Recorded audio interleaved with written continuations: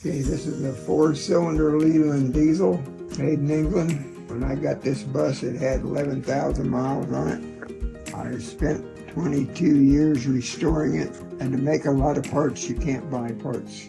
You can still get engine parts, so okay, I'll put the hood down. Okay.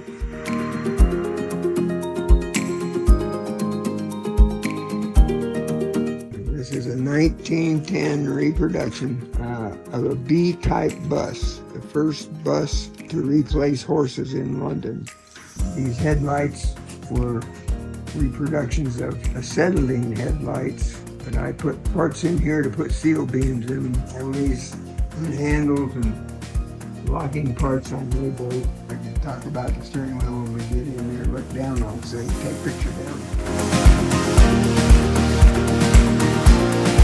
Take pictures through this window. The steering wheel I made from scratch. The center part is stainless steel and the outside has African mahogany and copper rivets holding it all together. Made the dashboard, new gauges. The seats are Oak-slats, brand new slats I made. They're just like brand new. 15 in, 18 out or something.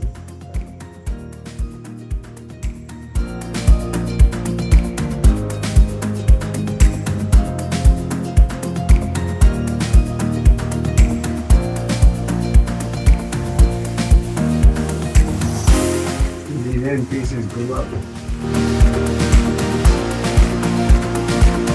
License plate is a reproduction of a 1910 license plate in Florida. You had to make your own plate out of leather. In 1910, the speed limit in London was 12 miles an hour for motorized vehicles. All the parts and everything are all powder coated, so you have an indestructible finish on it.